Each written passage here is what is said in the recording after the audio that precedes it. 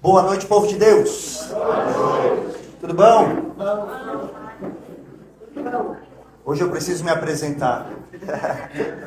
Sou o diácono Lúcio Júnior, sou fundador da comunidade Sede de Deus, a qual essa é a casa de missão, e muito feliz de poder pregar em casa, estar junto com todos vocês. Sejam sempre muito bem-vindos ao nosso grupo de avivamento, porque a comunidade Sede de Deus é lugar de gente feliz.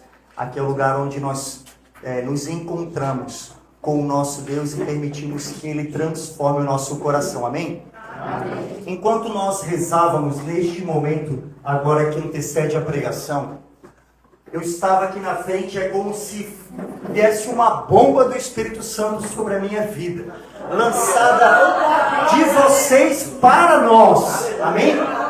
Então não é algo que vem do palco do altar para vocês, mas o Senhor trazia muito forte ao meu coração, que era como uma unção que jorra do povo de Deus para aqueles que estão aqui. Então nessa noite eu quero contar com a unção que vem da tua intercessão. Amém? Amém. O Senhor também falava ao meu coração que nesse início de pregação, essa oração que antecedeu a pregação, era o momento onde o Senhor aproveitou que o nosso coração estava talvez até um pouco distraído. Toma distraído. A gente chega meio distraído, não sabe, vai ser mais um dia, e de repente o Senhor pegou e acendeu a fogueira.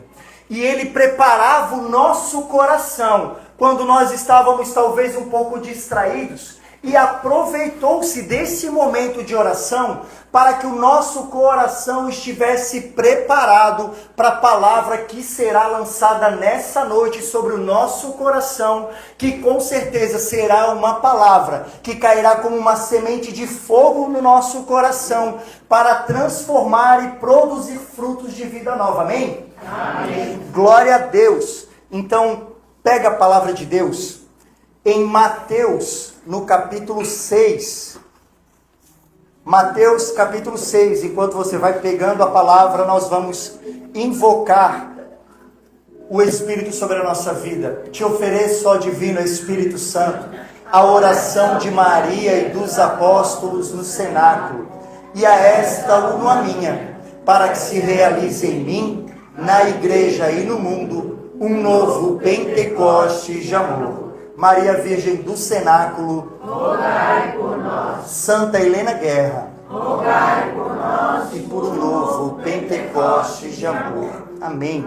A palavra de hoje é Mateus capítulo 6, versículos de 1 a 6. E depois nós vamos pular para o 16 a 18. É o evangelho que a igreja reza no dia de hoje. Amém? Quem achou diz achei. Achei. Quem não achou diz não achei. Quem não trouxe a palavra fala semana que vem eu vou trazer. Isso, fala, quem não trouxe semana que vem eu vou trazer. Ou já está ficando esperto, está trazendo a Bíblia, hein? Glória a Deus. Achou? Então vamos lá, do versículos 1 ao 6, depois do 16 ao 18. A palavra nos diz assim. O título na minha Bíblia da Ave Maria é Fazer as boas obras em segredo. Guardai-vos de fazer as boas obras diante dos homens, para serdes vistos por eles. Do contrário, não tereis recompensa junto de vosso Pai que está no céu. Quando, pois, dás esmola, não toques a trombeta diante de ti, como fazem os hipócritas nas sinagogas e nas ruas, para serem louvados pelos homens. Em verdade eu vos digo, já receberam sua recompensa. Quando deres esmola, que tua mão esquerda não saiba o que fez a direita. Assim, a tua esmola se fará em segredo, e teu Pai, que vê o escondido, irá recompensar-te. Quando orardes, não façais como os hipócritas, que gostam de orar de pé nas sinagogas e nas esquinas das ruas, para serem vistos pelos homens.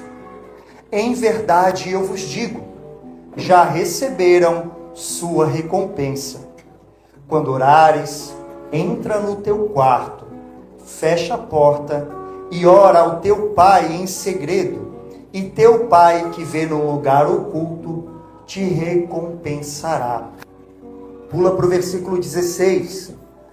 Quando jejuardes, não tomeis um ar triste como os hipócritas, que mostram um semblante abatido, para manifestar aos homens que jejuam. Em verdade eu vos digo, já receberam a sua recompensa. Quando jejuares, perfuma a tua cabeça e lava o teu rosto. Assim não parecerá aos homens que jejuas, mas somente a teu Pai que está presente ao oculto. E teu Pai, que vê num lugar oculto, te recompensará. Palavra da salvação. Glória a vós. Aplaude a palavra de Deus, canal de salvação e bênção na nossa vida. Meus irmãos, o evangelho de hoje está no evangelho de Mateus. Mateus, ele tem a missão e o objetivo de apresentar Jesus como um mestre, aquele que ensina. Então, os grandes ensinamentos, discursos de Jesus, eles estão contidos nessa parte, nesse início do Evangelho de Mateus. Então, essa parte do Evangelho que nós acabamos de ler, está inserido logo após o Sermão da Montanha, onde Jesus sobe a montanha, reúne os seus discípulos, e ali junto com a multidão que os acompanhava, Jesus começa a ensinar e falar das bem-aventuranças, falar dos felizes, né? Felizes aqueles que seguem esses ensinamentos de Jesus. Permita que nessa noite, através dessa pregação, o Senhor ele consiga alcançar o teu coração, para te fazer compreender que nós temos que fazer escolhas na nossa vida. Que mais do que parecer ser algo, nós temos que ser. Porque muitas vezes nós parecemos ser muito bonzinhos, parecemos ser pessoas com uma profunda intimidade com Deus, pela nossa religiosidade, não é? Nós rezamos o terço, nós andamos na igreja, nós ficamos quietinhos, juntamos a mão, inclinamos assim a cabeça, as pessoas olham e falam, nossa, parece um santinho, parece uma santinha rezando, olha, porque nós parecemos. Agora, mais do que parecer, nós precisamos ser homens e mulheres, segundo o coração de Deus, amém?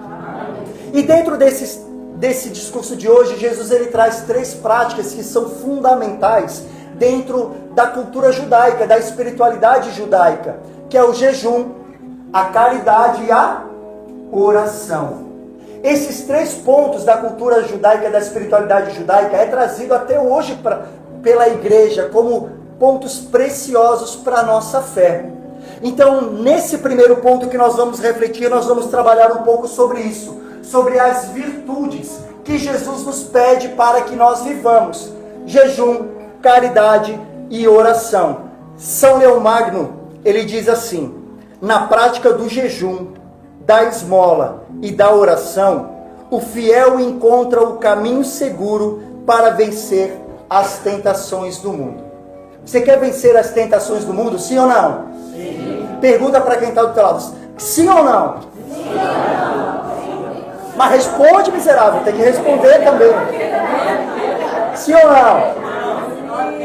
Então aqui nós vamos trilhar um caminho seguro, segundo São Leão Magno, para vencer as tentações, as provações deste mundo. Caminhar sobre o jejum, a caridade e a oração. E a igreja nos fala sobre algo chamado formação humana. Alguns aqui já fizeram e deram formação sobre isso.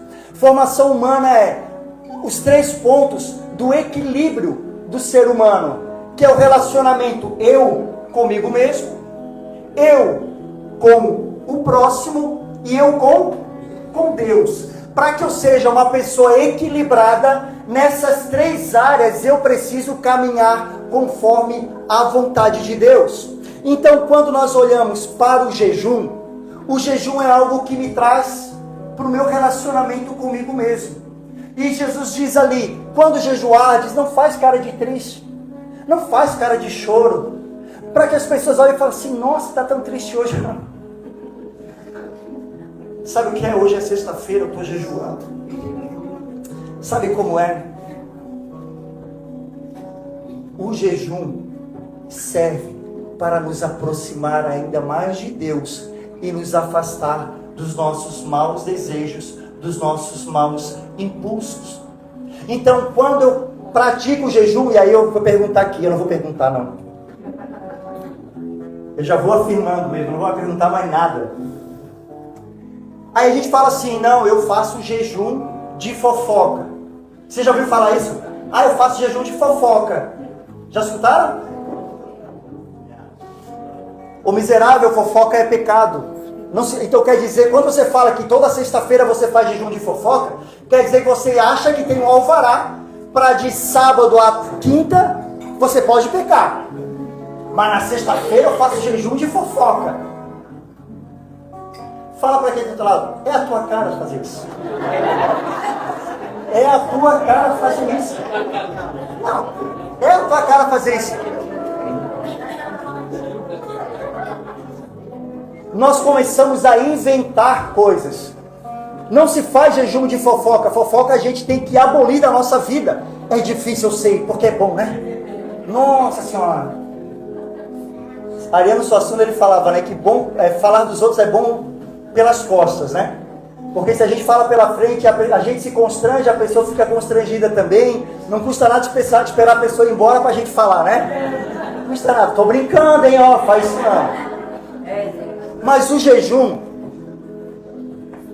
é de comida e bebida. É daquilo que eu preciso controlar, que eu preciso dominar em mim. Jejum é das coisas que eu preciso dominar. Para falar para o meu corpo que eu não cederei aos maus desejos, aos impulsos dele. Para que o meu coração, a minha alma, o meu espírito saiba que existe alguém que manda aqui. Então o jejum é o relacionamento eu comigo mesmo. Onde eu faço para que eu possa controlar os meus impulsos. Então o primeiro passo é eu comigo mesmo. Para alcançar o autodomínio, o controle. Porque senão, gente, uma pessoa que não tem o autocontrole só faz besteira. Vai meter o pé pelas mãos. Nós não deveríamos ter na nossa vida o uso, a prática de nada que nos rouba de nós mesmos. Nada que nos rouba de nós mesmos.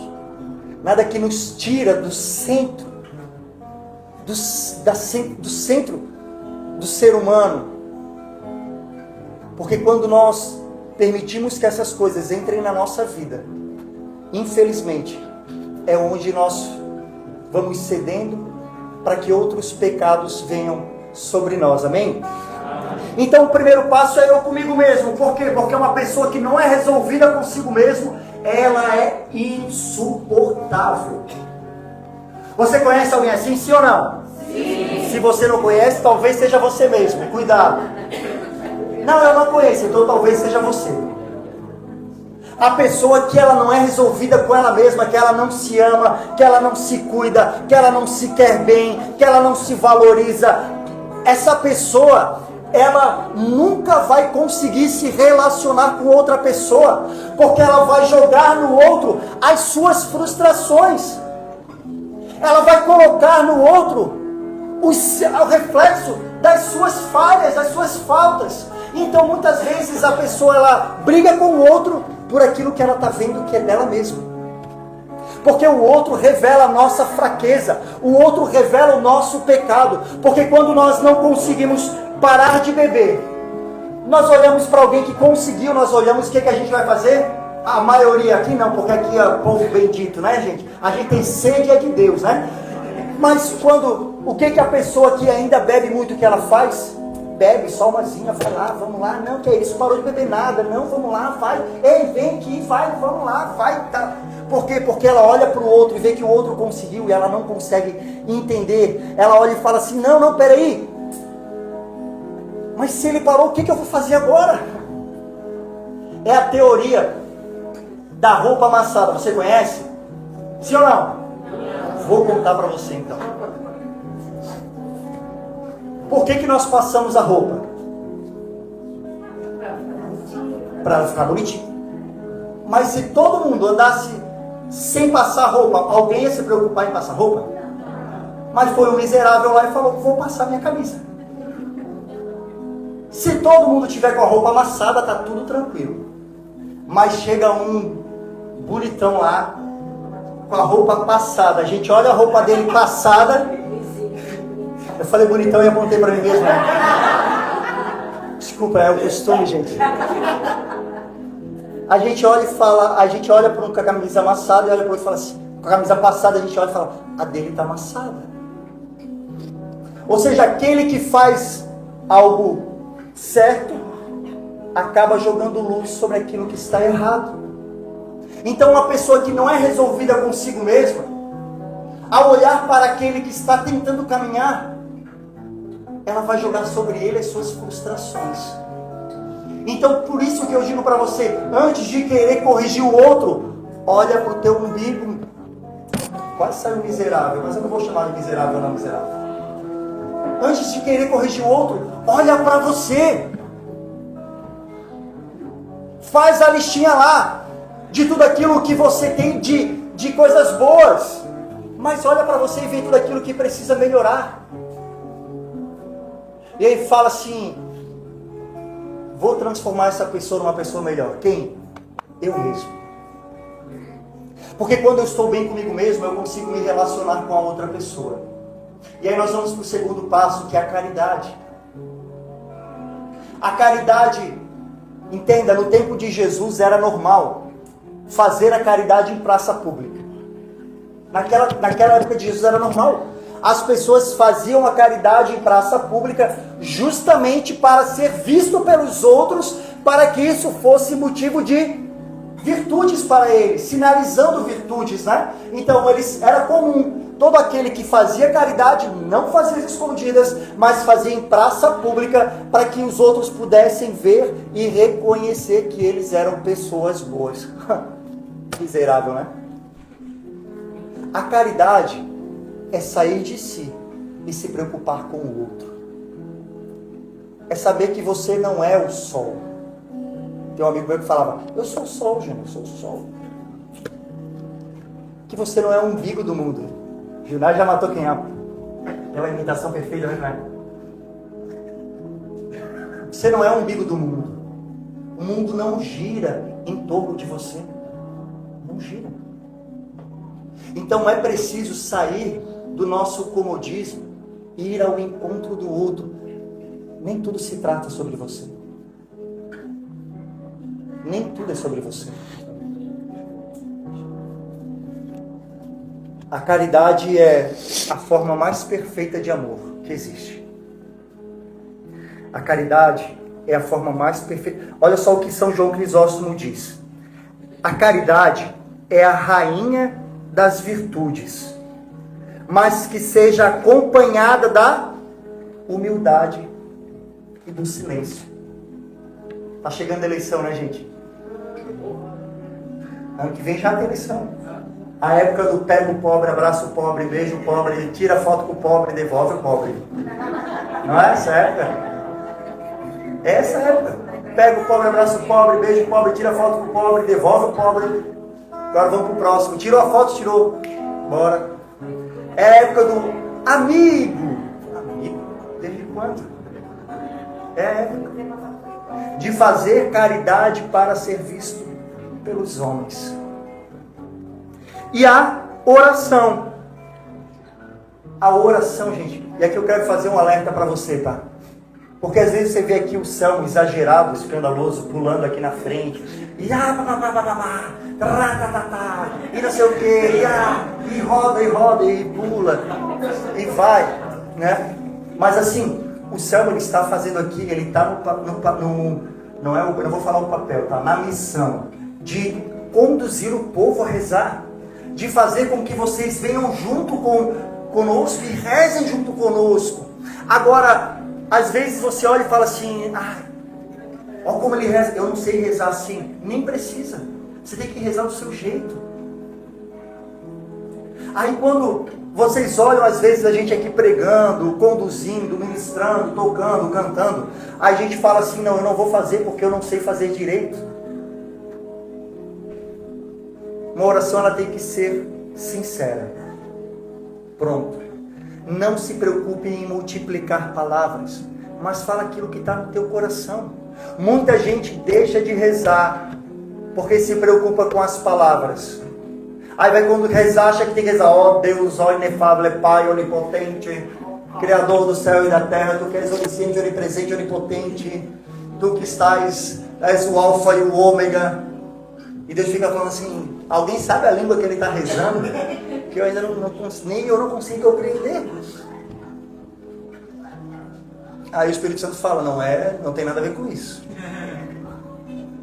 A oração ela precisa ser verdadeira, sincera.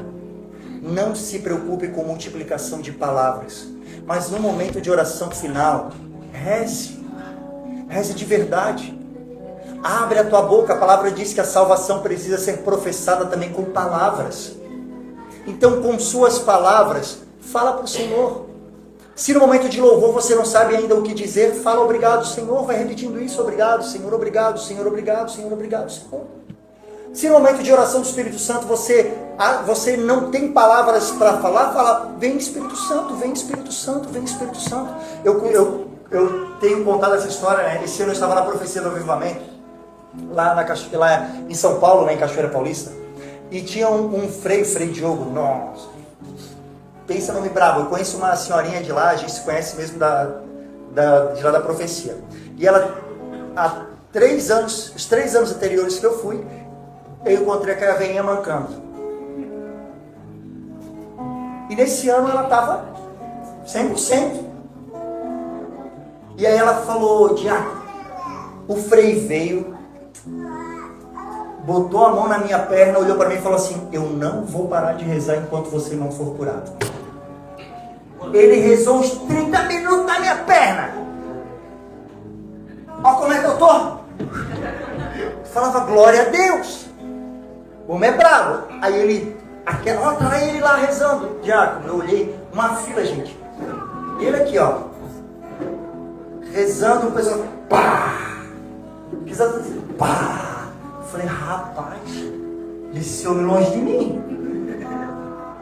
Vai que o Senhor revela umas coisas aí para ele, né? Aí eu fico lá, junto com os padres e os pregadores, né? Aí eu tava lá no palco, quem veio parar do meu lado? Eu olhei e falei, Senhor, tanta gente aqui. Aí o que tava conduzindo falou assim, reza com o irmão que está do teu lado. Aí eu olhei para o outro lado, não tinha ninguém. Aí eu falei, mas eu não, vou ficar prestando atenção aqui. Vou ficar pensando em outras coisas, para não cair aqui não. Cair aqui no palco, na frente de todo mundo, 30 mil pessoas. E ele foi rezar comigo. Foi uma das orações mais poderosas que eu já recebi na minha vida. Ele colocou a mão sobre a minha cabeça, Anderson. Ele falou assim, vem Espírito Santo, vem Espírito Santo, vem Espírito Santo, vem Espírito Santo. Foi só isso que ele rezou, somente isso. O homem que rezou pela cura da perna da minha amiga, ela foi curada. O homem que estava fazendo, o pessoal fazendo fila, a oração que ele fazia era, vem Espírito Santo. E você aí, que não abriu a boca até agora para rezar porque você está preocupado com palavras bonitas. Uma oração ela é poderosa não pelo ministro que a reza, não pelo homem que a reza, mas pelo poder de Deus. Amém? Amém. O primeiro passo da nossa pregação, já está no horário avançado, glória a Deus, é a ação. Qual é a ação? Prática do jejum, da caridade e da oração, que é o nosso relacionamento com Deus. Porque se eu não estou bem comigo mesmo, eu não consigo me relacionar com o outro. Aí diz a palavra: aquele que não ama seu irmão a quem vê, e diz que ama a Deus a quem não vê, este é um mentiroso, nos diz a palavra de Deus. Então, para que eu me relacione com Deus, eu preciso estar bem comigo mesmo, estar bem com meu irmão, para me relacionar com Deus, amém? Amém. E Santo Agostinho diz que, está lá no último capítulo do Catecismo da Igreja Católica, vai estar lá sobre a oração, e Santo Agostinho, está lá uma citação de Santo Agostinho, onde ele fala que o homem é um mendigo de Deus, forte. O homem é um mendigo de Deus, ele não tem nada para oferecer a Deus que não seja ele mesmo. E é somente isso que Deus precisa. É somente isso que ele precisa. Então, o primeiro passo é a ação. A ação é importante, sim ou não? Sim. É claro que é. Mas existe algo muito mais importante do que a ação, que Jesus faz questão de deixar claro em todas as palavras, todos os ensinamentos que ele deu nesse evangelho que nós lemos, que é a intenção. A intenção. A prática do jejum é agradável a Deus, mas por que eu faço jejum? É mais importante essa resposta do que a ação de fazer o jejum propriamente dito. Fazer caridade é importante, sim, mas a razão, a intenção que eu pratico a caridade é mais importante ainda do que a prática da caridade em si. A oração é o que me aproxima de Deus, ao ponto de Santo Afonso Maria de Ligório resumir dizendo que quem reza se salva, quem não reza se condena, ponto. Que na vida espiritual, quem não avança, regride. Ai, não, eu parei um pouco na minha caminhada. Não, você está regredindo, só que você não percebeu ainda porque você não está rezando. Mais importante do que rezar é a intenção que eu estou rezando.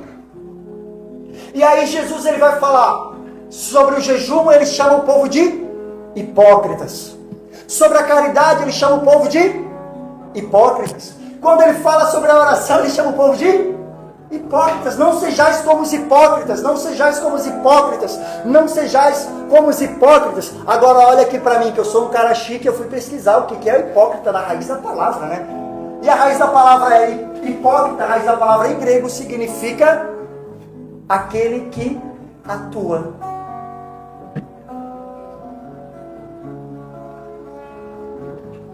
Às vezes a gente está rezando, a gente finge que está rezando, mas no fundo a gente só está atuando.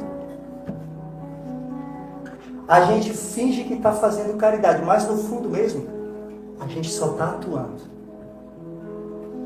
A gente até finge que está jejuando, mas no fundo é puro teatro. Sabe o que é aquele que atua? Significa que aquilo que ele está fazendo externamente não é aquilo que ele vive internamente. Entenda que tudo aquilo que nós fazemos que nos aproxima de Deus, seja qualquer serviço na igreja, seja qualquer serviço ao próximo, se não nasceu primeiro dentro do nosso coração, pouco importa aquilo que nós estamos fazendo. Porque tem muita gente que a gente olhava e falava como era bonitinho, como era da unção, do fogo, como era uma pessoa temente a Deus. E quando a gente viu o tombo, quando a gente foi perceber o que era por dentro, a decepção foi grande. Entenda que o Senhor ele quer transformar hoje o nosso coração e fazer com que eu e você possamos, mais do que fazer algo para Ele, nós precisamos permitir que Ele faça algo por nós. Mais do que fazer algo para Deus, nós precisamos primeiro permitir que Deus faça algo por nós. E esse algo que Ele quer fazer por nós é transformar a nossa vida de uma vez por todas. Chega de teatro, gente. Para de vir toda quarta-feira para o Éfeso, ir para suas pastorais, de ir para a missa. Amanhã Corpus Christi, todo mundo lá de cabecinha torta olhando para Deus, para Jesus no Santíssimo Sacramento do altar, emocionados. Mas a gente olha, entrou uma criança lá correndo e fala, essas miseráveis, essas pragas não param de correr, não tem pai não, essa criatura. Aí a gente pega, vê um bêbado entrar na igreja, a gente fala, lá vem atrapalhar, bota para a rua. Quais as intenções do nosso coração? Quais as intenções do nosso coração?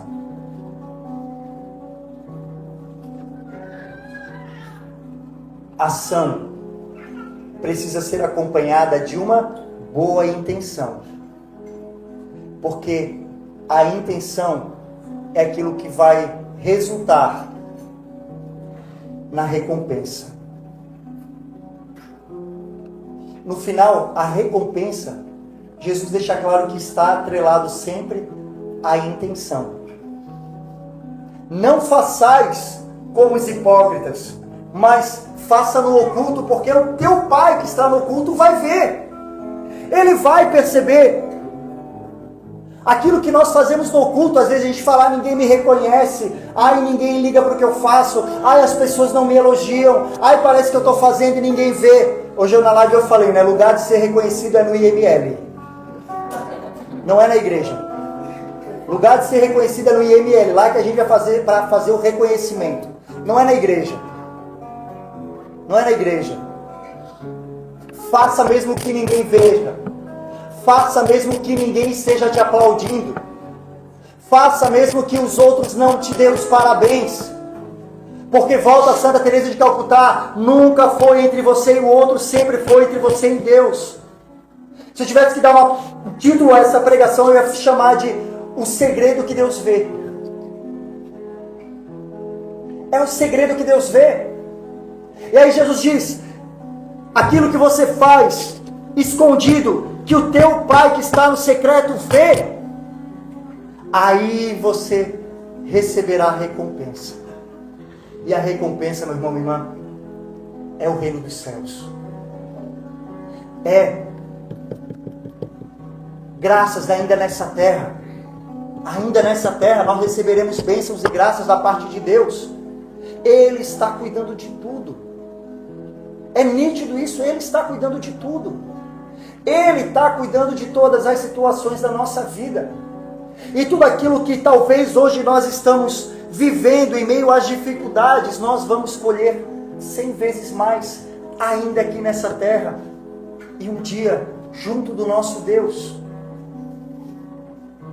Não faça nada buscando os aplausos e a glória desse mundo.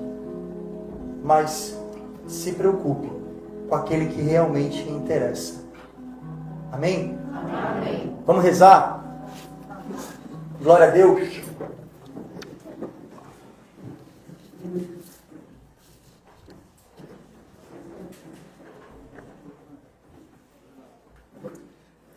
Na oração nós vamos colocar o nosso coração mais uma vez na presença de Deus, como no momento inicial da oração, onde na oração inicial nós rezamos e falamos para Deus aquilo que nós trazíamos no nosso coração, mas na primeira oração o Senhor preparou o nosso coração como uma terra precisa para receber a semente lançada.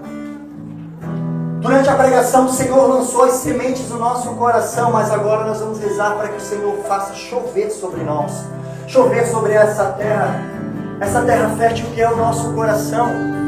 E diante do Senhor nós vamos declarar para Ele que mesmo que hoje seja difícil viver todas essas realidades, mesmo que nós ainda tenhamos em nós um pouco dessa influência do mundo, da contaminação, da forma de pensar e agir no mundo, onde nós fazemos as coisas, mas gostamos de ser aplaudidos e reconhecidos pelos homens, mesmo assim nós vamos dizer para o Senhor que nós estamos aqui, dispostos para que o Senhor possa começar a partir de nós, para que o Senhor possa a partir de nós trazendo uma mudança, uma vida nova, para que a partir de nós Ele possa alcançar tantos irmãos e irmãs que precisam ouvir a voz do Senhor.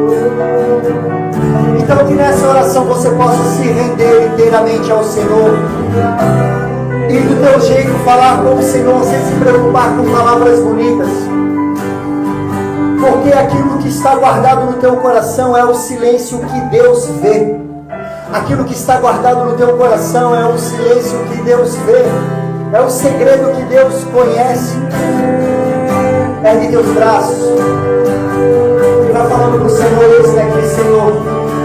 Fala isso, né? Só com a voz: eis-me aqui, Senhor, para fazer a tua vontade nessa noite. Eis-me aqui, Senhor, para ser conduzido por ti. Eis-me aqui, Senhor, para que eu seja preenchido pela tua graça, para que eu seja visto por ti, não pelos olhos.